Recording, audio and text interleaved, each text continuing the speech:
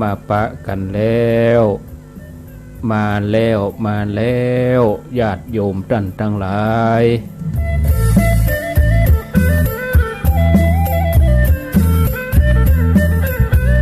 มาแถมแล้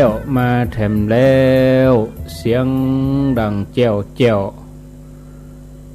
จากรายการสารธรรมยามแลงมาปะกันในเวลาบ่าย3:15 นาฬิกาเป็นประจำทุกวันจันทร์ถึงวันศุกร์เวลาบ่าย3 โมงเป็นต้นไปเข็มนาฬิกาจี้ตีเลข3ก็เป็นสัญญาณว่าเฮาทั้งหลายได้นัดหมายกันไว้ณสถานีแห่งนี้สถานีธรรมะทุกคลื่นทุกสถานีมาพบกับญาติโยมท่านสาธุชนทั้งหลายเป็นประจำเมื่อเจ้าก็ตี3เมื่อแรงก็บ่าย3เมื่อเจ้าตี3 นาฬิกาแมลงมาก็บ่าย15 นาฬิการายการนี้มีชื่อว่ารายการสารธรรมยามแลงดำเนินรายการโดยอัตมภาพพระครูอภิวัฒนวิกรมวัดปากตังเจริญตำบลดอยหล่ออำเภอดอยหล่อจังหวัดเชียงใหม่เป็นผู้รับผิดชอบดำเนินรายการขอบคุณอนุโมทนาบุญกับสถานีวิทยุทุกที่ทุกแห่งทุกคลื่นที่เปิดได้อนุเคราะห์เกาะสัญญาณเชื่อมสัญญาณนำรายการนี้ไปสู่ผู้ฟังทางบ้าน2 ชั่วโมงเต็มมีที่ 89.5 1 ชั่วโมงบ่าย3 โมงถึง 4 โมงที่บ้านทุ่งเรดิโอนอกเหนือจากนั้นก็ฟังกันอย่างเต็มอิ่ม2 ชั่วโมงขอบคุณอนุโมทนาบุญกับสถานีวิทยุคณะสงฆ์อำเภอฝาง FM 100.25 ตั้งอยู่ที่วัดพระบาทอุดมน้ำบ่อสาวาสำนักวิปัสสนาในเมตตาปรมีธรรมของหลวงพ่อพระครูสุจิตตานุรักษ์หลวงพ่อเจ้าคณะอำเภอฝางเจ้าอาวาสวัดพระบาทอุดมน้ำบ่อสาวาสำนักวิปัสสนาคลื่นธรรมะของชุมชนวัดห้วยตองซัก 98.75 อำเภอจอมทองจังหวัดเชียงใหม่ส่งกระจายเสียงตั้งแต่เวลาตี3เป็นต้นมาจนถึงเวลา8 โมง 9 โมงนี่รับสัญญาณที่วัดฝ่ายหินจนถึงเวลาบ่าย3มนต์เสียงธรรมแม่แจ่ม 106.25 อำเภอแม่แจ่มตั้งอยู่ที่วัดบุพารามตำบลจังเครื่องอำเภอแม่แจ่มในเมตตาปรมีธรรมของหลวงพ่อพระครูมงคลวิสิทธิ์หลวงพ่อเจ้าคณะอำเภอแม่แจ่มเจ้าอาวาสวัดบุพารามได้เกาะสัญญาณเชื่อมสัญญาณนำรายการนี้ไปสู่ผู้ฟังทางบ้านบัดเจ้าแต่นั่นก็มีวิทยุชุมชนคนนาน้อยอำเภอนาน้อยจังหวัดน่าน 91.50 วิทยุชุมชนคนนาน้อยได้เชื่อมสัญญาณนำรายการนี้ไปสู่ผู้ฟังต่างนาหมื่นนาน้อยต่างเมืองน่านฟังกันได้อย่างกว้างขวางแล้วก็ที่ บ้านทุ่งเรดิโอ 89.50 บ้านทุ่งเรดิโอ อนุโมทนาลุงดมป้าเทียมวันพุทธวงศ์บ้านทุ่งเรดิโอ 89.50 ทุกวันเวลาบ่าย3เป็นต้นไป1 ชั่วโมงส่วนมาเจ้าก็ตี 5 ถึง 7 โมงทุกวันบ่เว้นวันหยุดเว้นเสียแต่ไฟดับอินเทอร์เน็ตบัดดีอันนี้กรณีสุดวิสัยฟ้าแม่ฟ้าห้องจำเป็นจะต้องปิดเครื่องส่งปิดสถานีไปมาปะกันแล้วบ่เฮอได้ขาดแคลวเสียเวลามาฟังธรรมะกันนอนฟังก็ได้นั่งฟังก็ได้อยู่ที่ไหนก็ฟังกันได้เอาความสะดวกสบายมาพร้อมกับบรรยากาศที่แดดลมตกครึ้มฟ้าครึ้มฝนหลายพื้นที่ก็มืดเนาะเหมือนฝนจะตกมันเปิงดิมันเปิงกับปีใหม่เมืองโอ้ถ้าบ่มีโควิดบ่ได้นี่ตามท้องถนนก็โหดน้ำกันพุ่มพ่ำเนาะญาติโยมเนาะ2 ปีละบ่ได้โหดน้ำปีใหม่กันรถหยับอะกะโอ้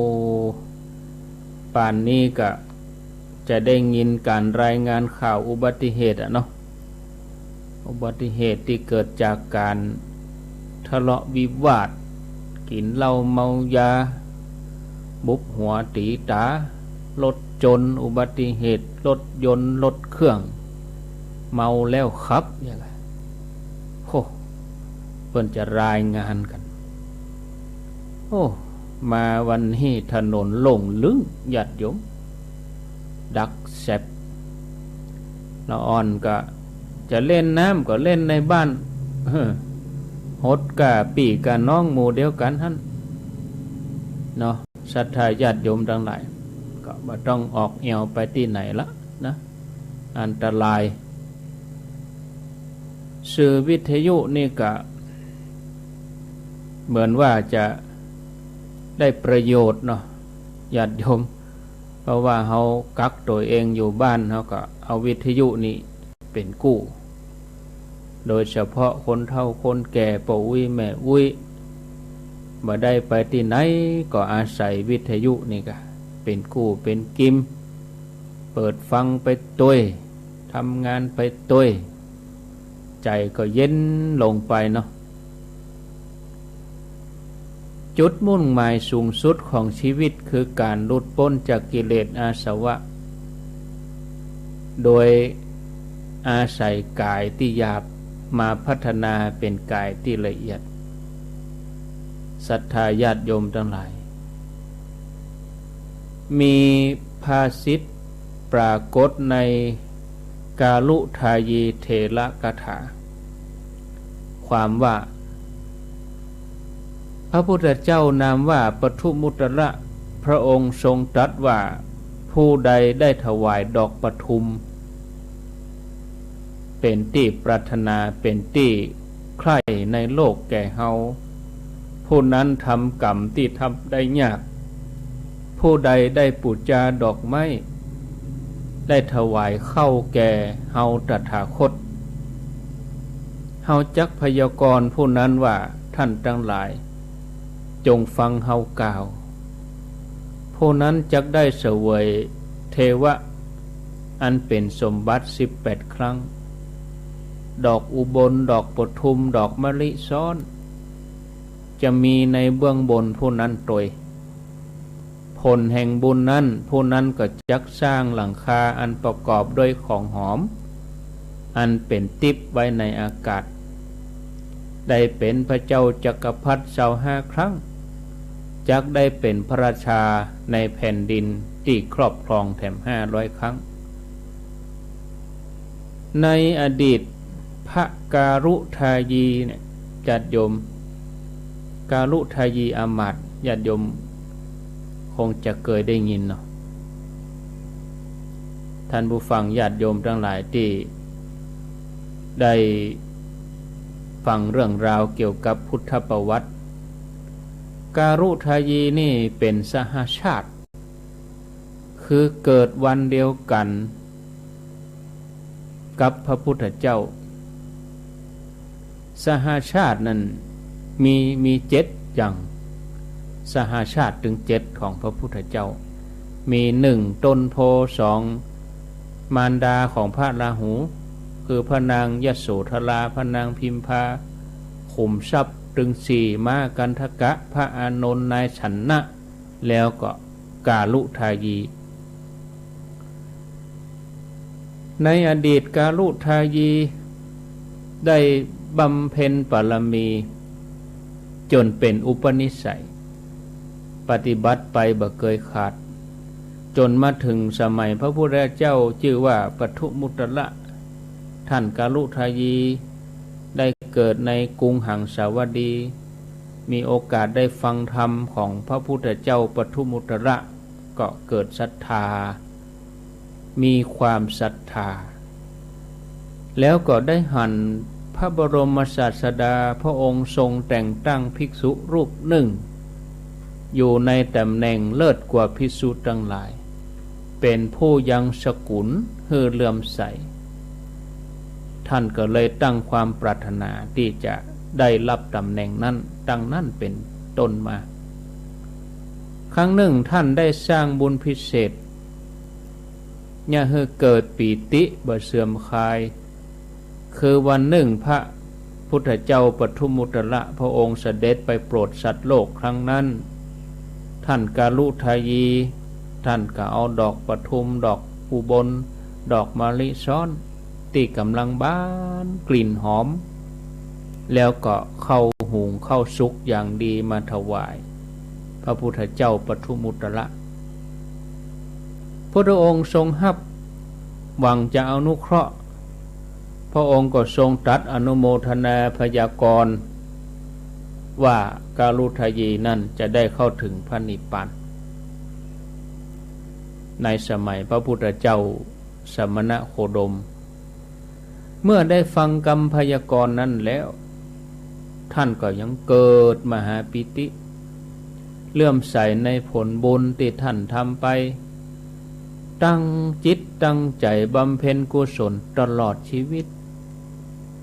เมื่อละจากโลกไปแล้วท่านก็ท่องเที่ยวเฉพาะเทวโลกกับมนุษย์โลกต่ออันมาพบนี้ชาตินี้ท่านเกิดในตระกูลอามาตย์อยู่ในกรุงกบิลพัสเกิดวันเดียวกันกับสิทธัตถกุมารหมู่ญาติทั้งหลายก็ตั้งชื่อว่าอุทายีเพราะทำให้บ้านเมืองเบิกบานใจแต่เฮาจะฮู้จักท่านชื่อว่ากาลุทายีเพราะว่าเปิ้นมีผิวดำท่านเป็นพระสหายของเจ้าชายสิทธัตถะตั้งแต่น้อยจนถึงใหญ่เมื่อโพธิสัตว์เจ้าชายสิทธัตถะเสด็จออกบวชประพฤติปฏิบัติจนได้บรรลุสัมมาสัมโพธิญาณเป็นพระพุทธเจ้าพระองค์กำลังเสด็จประกาศพระสัทธรรมอยู่ที่กรุงราชคฤห์พระราชบิดาคือพระเจ้าสุโธทนะได้สดับฟังข่าวว่าพระพุทธเจ้าเสด็จมาก็ทรงคณะทหารอามาตย์ทั้งหลายไปนิมนต์พระพุทธเจ้าแต่ทุกคณะทุกคนที่ไปนิมนต์เป็นว่าไปบวชโดยพระพุทธเจ้าเห็นหมดไปนั่งฟังธรรมเหียแทนที่จะนิมนต์มาที่กรุงกบิลพัสระหว่างราชคฤห์กับกบิลพัสก็ไกลกันพอให้พอดีเมืองกบิลพัสนี่เป็นเมืองของพระพุทธเจ้าแต่ราชคฤห์นี่ก็เป็นเมืองที่ เป็นเมืองใหญ่เมืองหลวงญาติโยมทั้งหลายนะพระราชบิดาคือพระเจ้าสุโธทนะได้ยินข่าวว่าพระพุทธเจ้าประทับอยู่ที่กรุงราชคฤห์ก็ส่งคณะทหารไปเป็นว่าภัยไปก็ไปฟังธรรมเห็นหมดประตกปากันนั่งฟังธรรมจนสำเร็จธรรมบ่มีภัยปิ๊กมาแจ้งข่าวก็เนี่ยคือพระเจ้าสุโธทนะก็ดำริว่าเฮาส่งคนไปเป็นจัดนักบ่มีข่าวปิ๊กมาเลยเฮาบ่ได้ฮู้ข่าวของลูกเฮาเลยบัดนี้คงจะบ่มีภัยเหมาะสมเต้าอุทายีเพราะว่าอุทายีนี่เป็นเพื่อนฮักกับลูกของเฮาหันที่เฮาจะต้องส่งอุทายีไปจากนั้นพระเจ้าสุโธทนะก็ตรัสห้องให้อุทายีหรือว่ากาลุทายีเนี่ยมาเข้าเฝ้าแล้วพระองค์ก็ตรัสว่าอุทายีจงนำบุรุษไป1,000 คนเป็นบริวารไปที่กรุงราชคฤห์พุ่นแล้วก็นำลูกเฮาปิกมาให้ได้เนอะคือปิกมากบิลพัทให้ได้กาลุทายีอามาตย์ก็ทูลพระเจ้าสุโธทนะว่าถ้าหม่อมฉันได้บวชหม่อมฉันก็จะกราบทูลพระผู้มีพระภาคเจ้าให้เสด็จมาที่นี่หมายถึงว่ามีข้อแม้ว่าต้องให้บวชนะกาลุทายีอามาตย์ก็มีความปรารถนาให้บวชมีข้อแม้ว่าถ้าให้หม่อมฉันไปนะต้องให้หม่อมฉันได้บวชเนอะเมื่อได้รับพระราชานุญาตกาลุทายีพร้อมกับบริวาร1,000ก็ไปที่กรุงราชคฤห์ท่านก็ไปยืนฟังธรรมจากพระพุทธเจ้าหลังจากที่ฟังธรรมเสร็จเรียบร้อยแล้วดวงตาหันธรรมญาติโยมขอบวชพระพุทธเจ้าก็บวชให้ด้วยเอหิภิกขุปสัมปทาเธอจงมาเป็นภิกษุเถิดเมื่อบวชแล้วปฏิบัติไปบ่เมินบ่นั้นเป็นอรหันต์ท่านผู้ฟังทีนี้ก็รอจังหวะเวลาที่จะกราบทูลพระพุทธเจ้าให้พระองค์เสด็จกลับเมืองบ้านเก่าเมืองเดิมก็คือกบิลพัสจนใกล้ฤดูฝน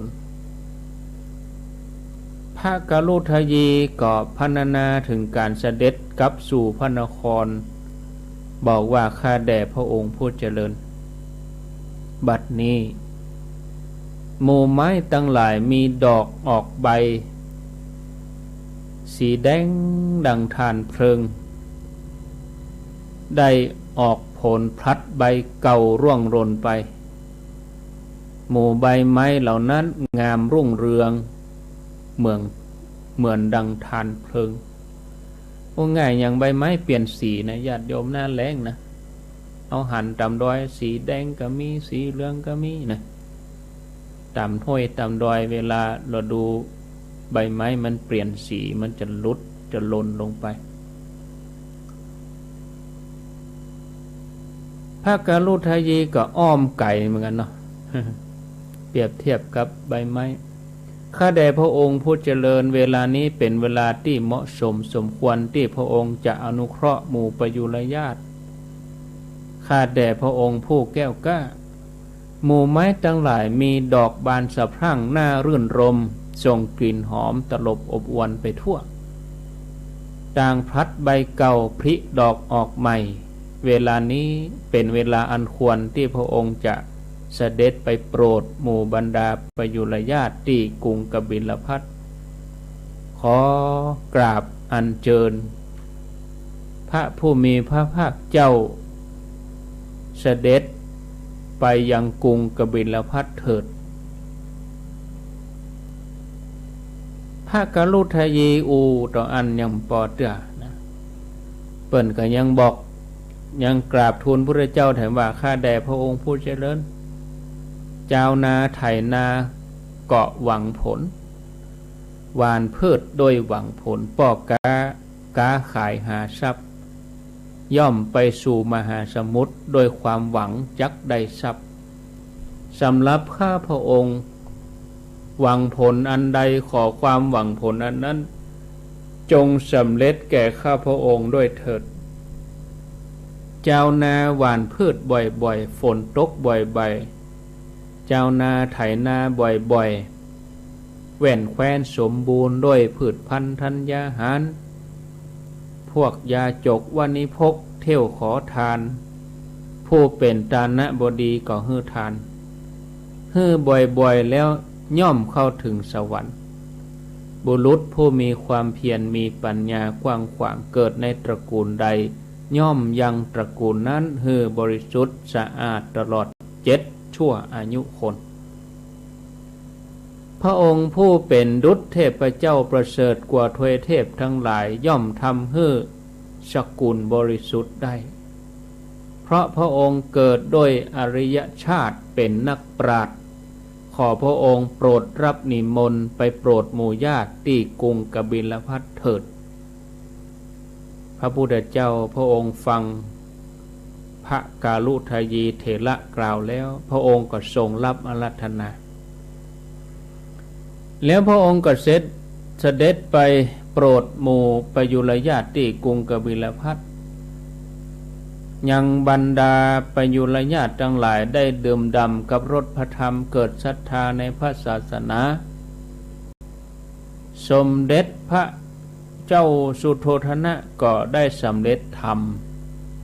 ได้แสงสว่างแห่งธรรมเอิบอาบทั่วกรุงกบิลพัส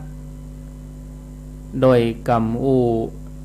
รมนิมนต์ของพระกาลุทายีผู้ที่สามารถได้นิมนต์พระพุทธเจ้ามาได้คนทั้งหลายต่างก็ยินดีปรีดาท่านเป็นบดุจดังนักการทูตที่ได้กราบทูลเชิญพระพุทธเจ้าได้สำเร็จทั้งหมดก็เป็นไปตามพุทธพยากรณ์ของพระพุทธเจ้าปทุมุตระอันนี้โดยอนุภาพแห่งบุญที่เปิ่นได้สร้างไว้ท่านผู้ฟังญาติโยมทั้งหลายเฮาจะหันว่าบุญเป็นสิ่งสำคัญที่สุดในชีวิตของเฮาบุญจะส่งผลทำให้สิ่งนั้นเหมาะสมพอดีสำหรับเฮาบ่ว่าจะเป็นความคิดกรรมการกระทำเพิ่นก็จัดสรรให้เหมาะสมกับบุคคลแม้กระทั่งทำให้เกิดความสำเร็จในสิ่งปรารถนาผลแห่งบุญนี้ก็ยิ่งใหญ่บ่มีประมาณทวีคูณเกินคาดยิ่งถ้าได้ทำถูกเนื้อนาบุญทักขินยะบุคคลย่อมมีอานิสงส์เป็นอสงไขยอัปปมานังฉะนั้นญาติโยมเฮาควรที่จะสั่งสมบุญทุกวันสุโขปุญญัสสะอุจจโญการสั่งสมบุญนำความสุขมาให้เริ่มตั้งแต่มืนตาตื่นจากที่นอนจนถึงเข้านอนให้ลมหายใจของเฮาเป็นลมหายใจแห่งความดีลมหายใจแห่งการสร้างบารมีสักวันหนึ่งเมื่อความดีเมื่อบุญบารมีเฮาเต็มเปี่ยมความสำเร็จก็ย่อมเกิดขึ้นขออนุโมทนากับอาจารย์ดร.บุญด้วยนะอาจารย์ดร.บุญนินยเก็บอาจารย์พิเศษมจร.ส่วนทองเปิ้นเคยโทรมาในรายการ2 ครั้งแล้วก็แจ้งว่าฟังตลอดถ้าว่างนี่ฟังตลอดอาจารย์ดร.บุญนินเกตอาจารย์ดร.บุญนี่เพิ่นสอนอยู่ที่มหาจุฬาวัดสวนดอก โอ้บัดใจกาครูบาอาจารย์ที่เป็นฆราวาสญาติโยมพระเจ้าพระสงฆ์ก็ฟังเนี่ยหลวงพ่อท่านพระครูสันติเจติยากรวัดเกตการามวัดชัยมงคลนะหลายตนวัดศาลาหลวงพ่อพระครูโชติสุวรรณสอนวัดศาลาน้ำแพร่หลวงพ่อพระครูอาทรวิสุทธิคุณหลายตนหลายองค์นะพระเจ้าประสงค์เป็นฟังเนี่ยญาติโยมก็ติดตามรับฟังกันโอ้น่าอนุโมทนามาฟังกันต่อมาพอสภาพแวดล้อมทางนอกประเด็นนี้ก็มืดทิกๆญาติโยมถูกได้เปิดไฟนั่นไปนี่ฟ้าห้องทางใต้ก็ลึ่งประเด็นแต่คืนนึกว่าจะตกมาว่าโดดข้ามไปหยอดลงสันปะตองพุ่นข้ามโดยหล่อไปอ้อมดอยไปพุ่นปะไปตังผาจ่อโปงจ่อปะพดไปโดยสัปปัญญูหยอดลงต้นสัมปะตองพุ่นจัดหนักโดยหล่อนี่ก็ลึ่งลมมาก็เดียวดับมีละหลายตีนี่ตกหรอกแต่คืนนี้นะประเด็นนี้ก็ตั้งเข้ามาละตั้งใต้นี่มืดครึ้มเลยมืดแต่นะได้เปิดไฟในประเด็นฝั่งมาแหงตัวเนอะ5 โมงป่ายพุ่นก่อนจะตกก็ตกได้ฟังวิทยุจบเถอะก่อน อันนี้บางทีมันเหตุสุดวิสัยเนอะญาติโยมหน้านี้ต้องทำใจแต่เดี๋ยวก็ฟ้าแม่ฟ้าห้องก็เดี๋ยวก็ไฟฟ้าดับเดี๋ยวก็อินเทอร์เน็ตหลุดอีกนะเราต้องทำใจฝนเดือน7 เดือน8ละดูเพิ่นเนาะเดือน8ออกวันนี้แล้วละดูเพิ่นละดูฝนดูเดือน8 เดือน9นี่เดือน8 เดือน9นี่ก็เดียวเดือน9ในฝนตกมานักเข้าก็เฮ็ดทอบออกแถมละกะเนาะเฮ็ดก็จะออกแถมแล้ว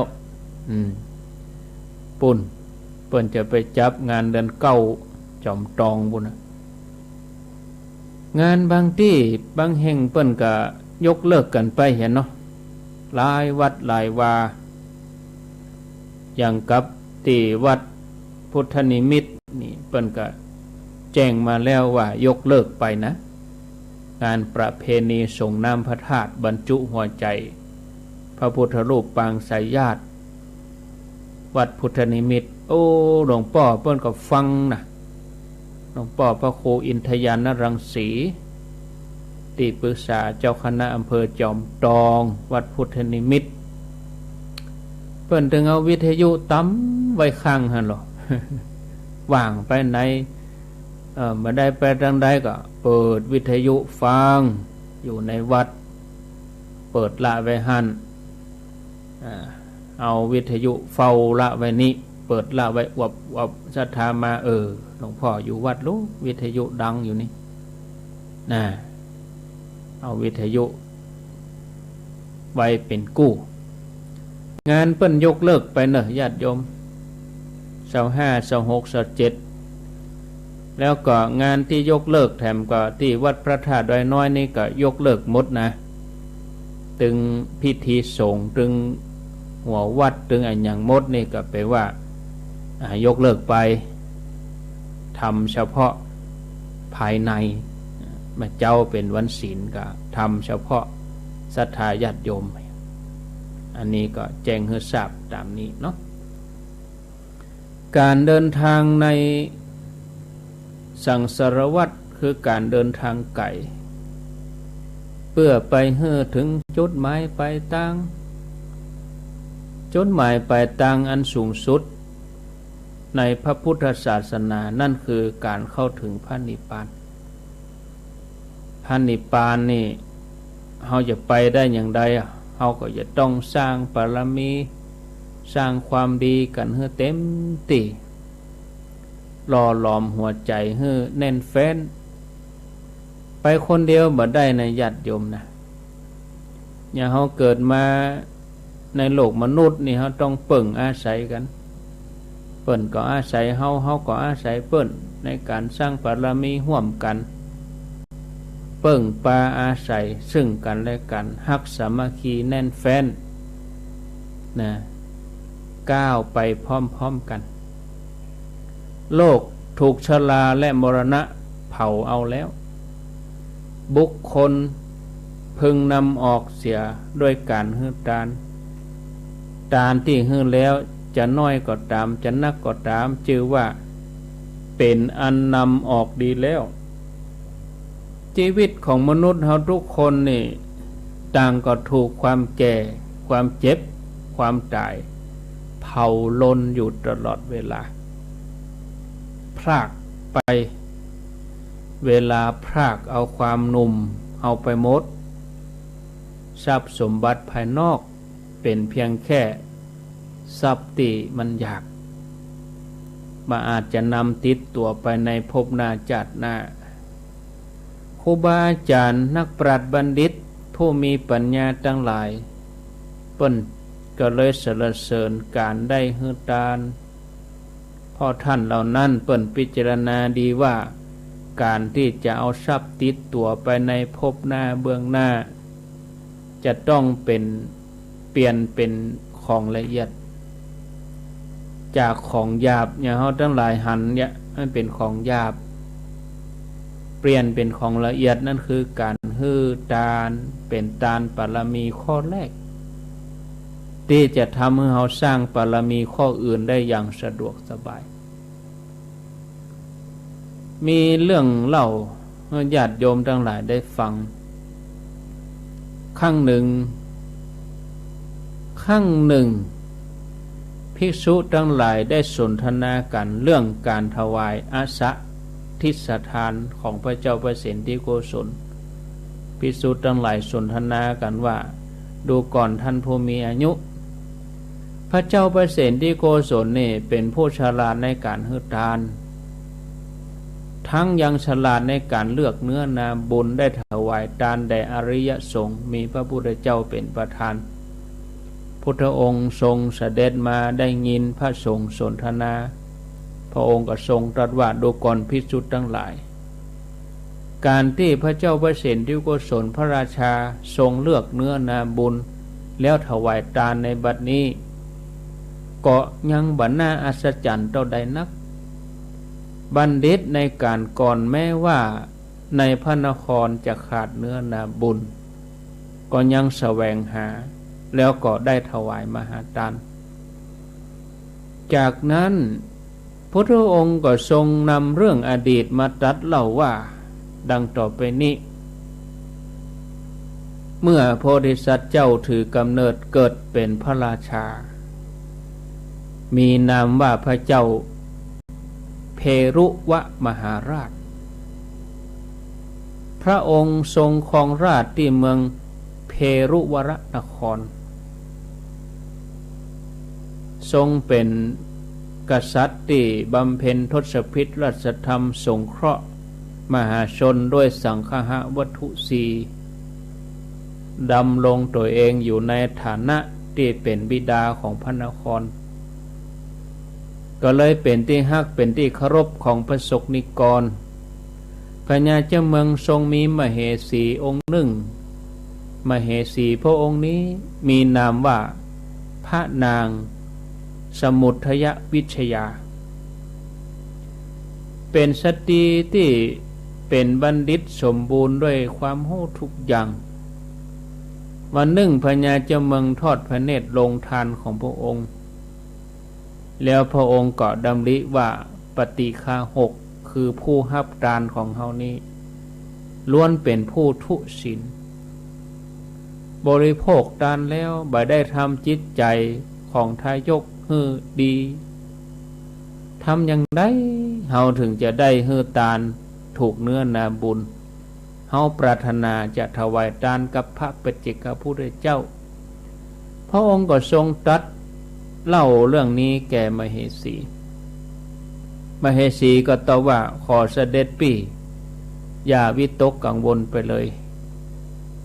พระองค์ควรจะถวายดอกไม้นิมนต์ปัจเจกพุทธเจ้าด้วยเดชะบุญที่เกิดจากทานกำลังศีลกำลังความสัตย์จริงของหมู่เฮาทั้งหลายหม่อมฉันมั่นใจว่าจะสำเร็จ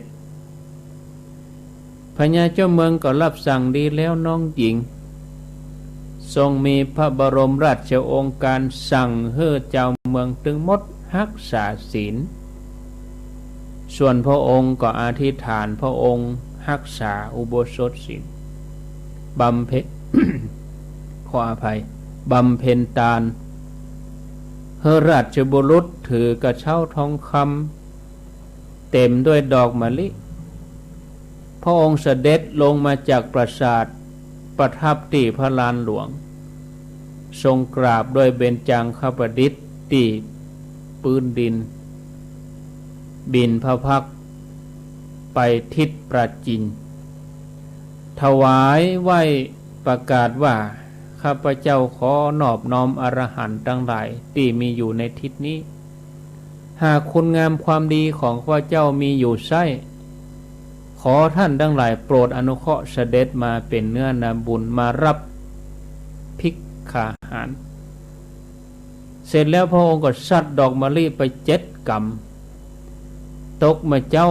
ก็บ่มีปัจเจกพุทธเจ้ามาพระองค์ก็ไหว้ทิศทักษิณวันที่3ทิศปัจฉิมแล้วก็ไหว้จนครบหมดไปจนถึงทิศอุดรสัตว์ดอกมะลิไป7 กำอธิษฐานว่าขอพระปัจเจกพุทธเจ้าที่อยู่ในป่าหิมพานต์โปรดเสด็จลงมาอนุเคราะห์พวกข้าพเจ้าทั้งหลายด้วยเถิดทันทีที่พญาเจ้าเมืองพระองค์สัตว์ดอกมะลิออกไปเกิดเหตุอัศจรรย์โดยผลแห่งบุญที่พระองค์ได้ทำไว้ดีแล้วดอกมะลิลอยไปอยู่เหนือปัจเจกพุทธเจ้าถึง500 ตน500 พระองค์พระปัจเจกพุทธเจ้าเหล่านั้นตรวจพอด้วยญาณก็หู้โดยความประสงค์ของพระราชาที่ประชุมสงฆ์ก็เลยมีมติให้พระปัจเจกพุทธเจ้า7 พระองค์ไปเป็นเนื้อนาบุญให้กับพระราชาพระปัจเจกพุทธเจ้าเหล่านั้นได้เหาะมาลงที่หน้าประตูราชวังพญาเจ้าเมืองทอดพระเนตรหันปัจเจกพุทธเจ้าพระองค์ก็มีความโสมนัสยินดีได้อาราธนาให้ขึ้นไปอยู่บนปราสาททรงทำสักการะถวายทานแล้วก็ได้อาราธนาให้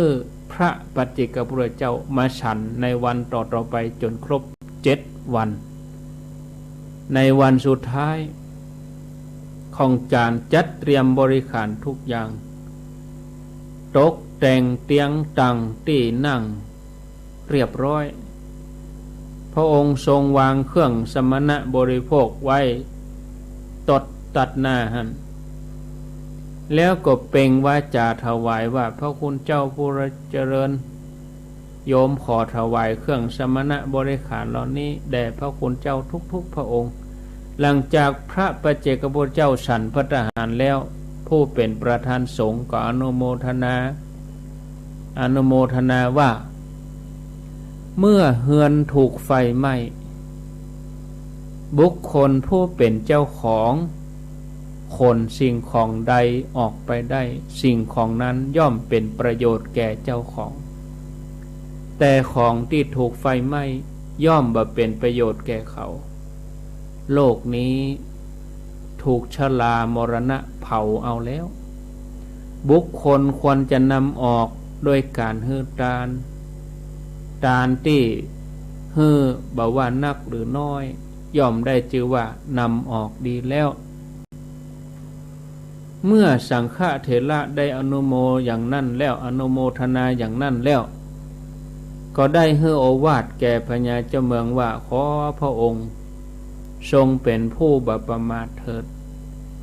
จากนั้นพระปัจเจกพุทธเจ้าก็เหาะขึ้นสู่อากาศปิกเงื้อมเข่านันทมูลกะ แม้บริขารที่พญาเจ้าเมืองถวายแก่พระสังฆเถระก็ลอยตัวไปนะส่วนปัจเจกพุทธเจ้าที่เหลือก็ทยอยอนุโมทนานะตนที่สองที่สามที่สี่ที่ห้ากล่าวอนุโมทนาไปแต่ละตนแต่ละตนหลังจากที่กล่าวอนุโมทนาครบถึงหมด7 ตนแล้วพระปัจเจกพุทธเจ้าก็เหาะปิกไปอยู่ที่อยู่ตัวเองพญาเจ้าเมืองพร้อมกับมเหสีตั้งอยู่เป็นผู้ที่บ่มีความประมาทดำรงอยู่ในโอวาทของปัจเจกพุทธเจ้าเฮือการรักษาศีลปฏิบัติธรรมจนหมดพระชนมายุตลอดเสี่ยงไปละจากโลกก็ไปสู่สุคติโลกสวรรค์ท่านผู้ฟังญาติโยมทั้งหลายเฮาจะหันว่าทานเป็นเสบียงบุญที่จะติดตัวเฮาไปทุกหนทุกแห่งผู้ที่ปรารถนาจะสั่งสมบุญเสบียงข้ามวัฏสงสารที่ยาวไกลต้องมั่นประพฤติปฏิบัติให้สม่ำเสมอทำไปอย่างต่อเนื่องยิ่งเฮาทำตามแนวทางที่ครูบาอาจารย์พระเจ้าประสงค์ในทางพุทธศาสนากู้กับการเจริญสมาธิภาวนาถ้าเฮาทุกท่านทำได้อย่างนี้ชีวิตเฮาก็จะสมบูรณ์ทุกอย่างบ่มีอุปสรรคอันใดมาขัดขวางการดำเนินชีวิตของเฮาในสังคมปัจจุบันเนี่ย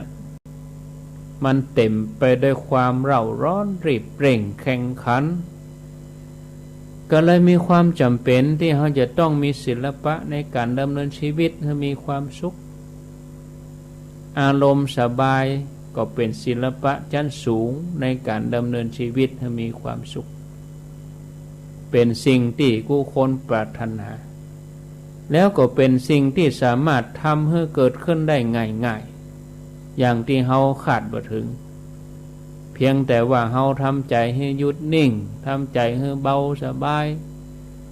หาเวลารักษาอารมณ์รักษาใจมีสักครั้งหนึ่งก็ตีใจเฮาที่หัวเฮาบ่คิดเรื่องอะไรอย่างเลยเนี่ย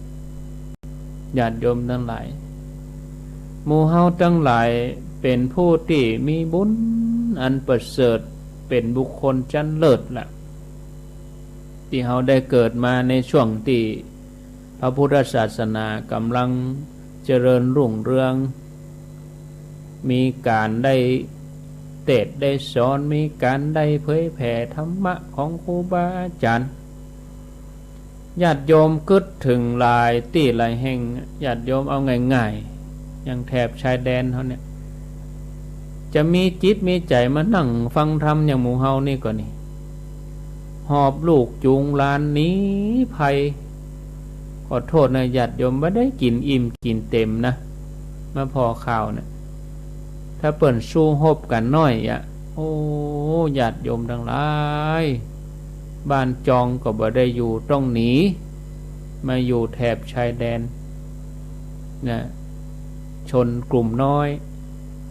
นะที่เปิ่นสู้ฮบกันเนี่ยประเทศเมียนมาเนี่ยครอบครัวเราอ่อนจะมาเฮียนหนังสือไปเฮียนอย่างได้ญาติโยมทั้งหลายเฮาทั้งหลายนี่ก็นับว่าอยู่ในสภาพแวดล้อมที่เป็นปฏิรูปประเทศเนาะได้อาวาสที่สบายบ้านเมืองก็บ่มีศึกสงครามเนาะบ่อยู่ในแถบภูเขาไฟแผ่นดินไหวบ่มีภัยร้ายต่างๆก็บ่ได้เกิดขึ้นมันเท่าใดเข้าปลาอาหารก็อุดมสมบูรณ์บ่ลำบากในการแสวงหาจะลำบากกับช่วงโควิดอันนี้ลำบากอาตมาว่ามันจะถึงจุดสูงสุดของมันแล้วมันก็ต้องลงจุดถึงมีจุดสูงสุดแล้วมันก็ต้องลงสู่ต่ำสุดแต่เมินมันก็หายละญาติโยมโลกเหล่านี้เหมือนโลกสมัยโบราณแต่ก่อนโลกอหิวากะ โรคฝีดาษก็รักษาบ่ใจมีหมดมีหมอบ่ใจมียุกมียาเหมือนบ่เดียวบ่เดียวนี่หมอเปิ้นดูแลรักษาดีมีโอกาสหายตายนี่น้อยโควิดนี่ตั้งมีโควิดมานี่ตายบ่ถึง100เตือนนะพูดถึงเมืองไทยนะ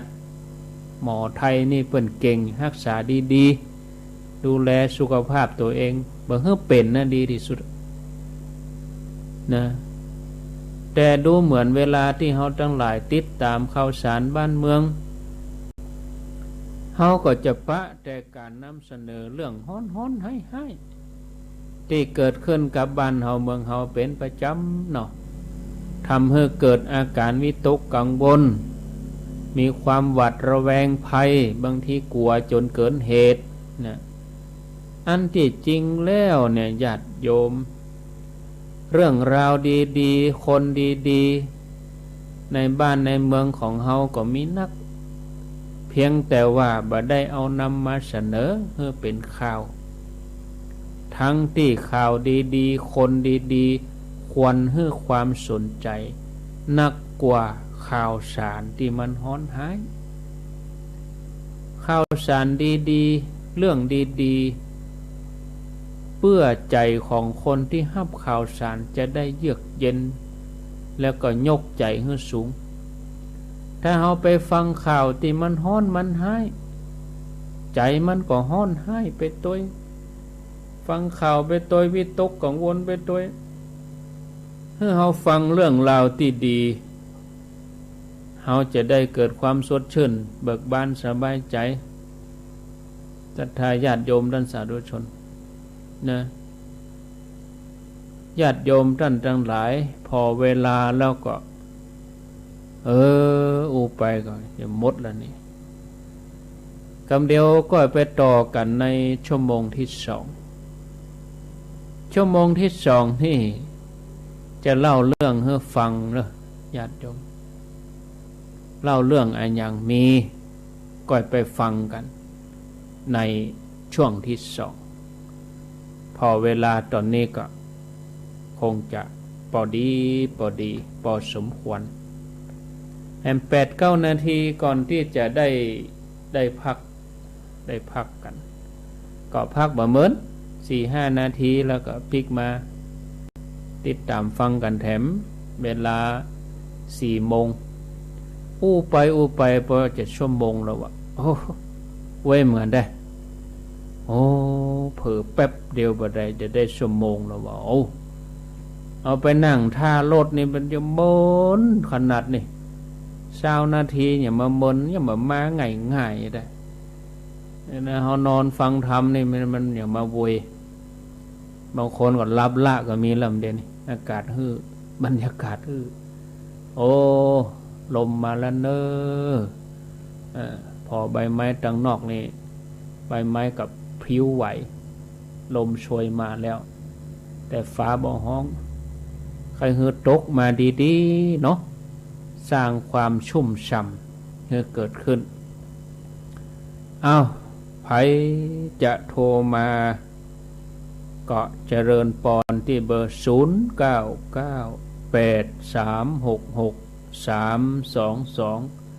วันนี้วันจันทร์หลายโรงเรียนเปิ้นกับปิดเทอมแล้วเนาะลูกหลานก็คงจะอยู่บ้านจับจังหวะเนาะเปิ้นปิดอันปีใหม่ด้วยโควิดก็ปิดเฮือนไปโดยปริยายลูกไผหลานมันเนอะพอกันเอาจะไปเอี่ยวไปแหวงข้าเจนลูกหลานเฮ้ยปิกมาบ้านก็เอาโลกมาเฮือป่อเฮือแม่เฮืออุ้ยปู่ย่าตายายไปเอี่ยวกันอย่างล่ำเหลืออดเอาเจริญปอนไว้แต่ครับว่าจะได้โอ้ถ้าโควิดผมหนีนี่ได้หลายงานนอกมาโอ้ปะโทเดี๋ยวนี้นอกจากสถิติอุบัติเหตุก็สถิติเสียชีวิตอะกะเดี๋ยวนี้เดี๋ยวนี้เมียอุบัติเหตุกา เหล้ายากะเนี่ยนะผมไปเที่ยวจะไปกับพระครูกันนั่นแหละคนที่ตัดยกเลิกไปก่อนมันรุนแรงเกินไปไปก็ไปกักตัวอยู่ลำปางพุ่นแหมยอมก็ถ้าไปวันเดียวแล้วก็จะยอมอยู่ต่อ14วันก็ ไปวันเดียวแล้วได้ไปอยู่พุ่นแหม14วันเนี่ยเจริญปนฮะเซลไว้มได้ว่าเล่นได้ฟังชัดดีเนาะรายงานตัวเลยที่ไหนบดมืดก็ฝนจะตกมีก็แดดแช่แล่แดดรอนี่มืดนี่เดี๋ยวนี้เหมือนฝนจะตกนี่โมทนาเจริญปนจากปากตังจังเขียนในเวียงเป็นได้พ่องประเด็นนี้ลงเม็ดมาหน่อยอันน่ะกะจุ่มเย็นเนาะที่ท่านว่าตะกี้นี่ว่าเราเกิดดันกับสมัยที่ยังสั่งสอนของพระพุทธเจ้าพระเจ้าก็เห็นโดยว่าเขาก็ยังโชคดีและพระเจ้าก็จะได้ว่าละอ่อนสมัยนี้ก็บ่ได้เข้าถึงเนาะละอ่อนจนน้อยๆคือวันนั้นเขาจะก็ไปวัดเนี่ยดังเมื่อกี้แล้วก็ไปพอดีเพิ่นก็โรงเรียนเพิ่นก็เอาละอ่อนไปนั่งฟังธรรมนี่นะเจ้าก็ยังว่ามาละอ่อนก็เขาให้เล่นน่ะเนาะดอกจำไว้ฟังซะก็ได้อีการเล่นนั่นเล่นนี่ก็คือไว้ของเขามันก็เลยบอกไม่ได้หล่อหลอมในความคิดของเขาเนี่ยเนาะเพราะว่าแบบเดียวนี่จะมีแค่คนเท่าฟังธรรมไปวัดละอ่อนน้อยๆนี่จะมามีแล้วเพียงแต่ว่าเขาจะช่วยกันได้ว่า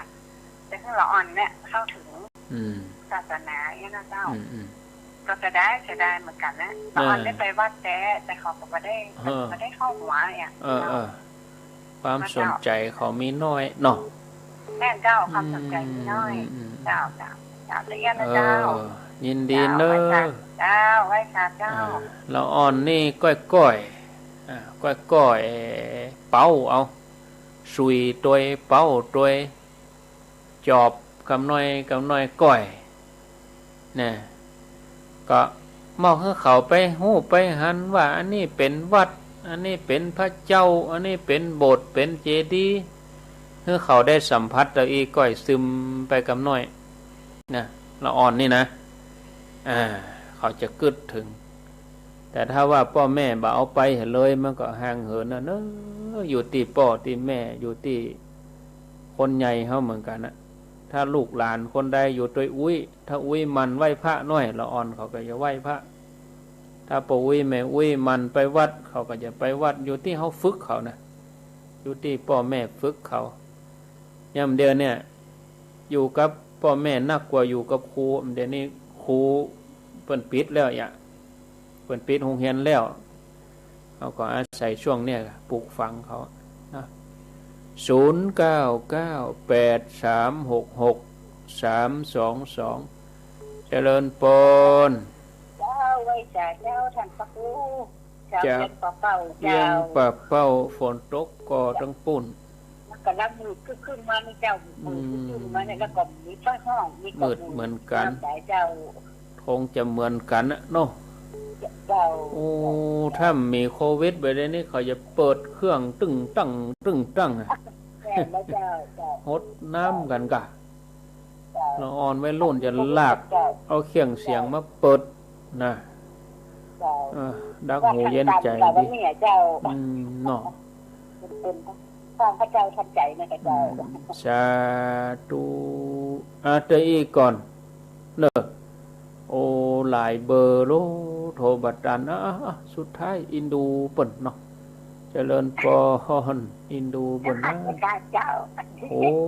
ยายพรมาลูกล่าขวหอมรอบสองได้แล้วเนอะได้รอบเดียวเนอะยายพรได้รอบเดียวนะป้าก็ไปเป็นยังก่อนมันห้องมานะ ป้าอ๋อเนี่ยจิตติดวิทยุเขาจับมาเปิดอย่างก็ไม่ได้อ่ะมันก็ไปได้ยินผู้อย่างไปได้ยินวะก็เนี่ยแหละป้าห้องผ้าเพชรก็ปิดเหรอแล้วก็โทษซับก็ปิดเห็นเนอะปิดหมดอ่ะแล้วปิดเหรอโทษซับก็ปิดเห็นนะกุ้มกับลุมเขาเนอะป้าห้องนะเอากุ้มกับลุมหมดกุ้มกับลุมมัน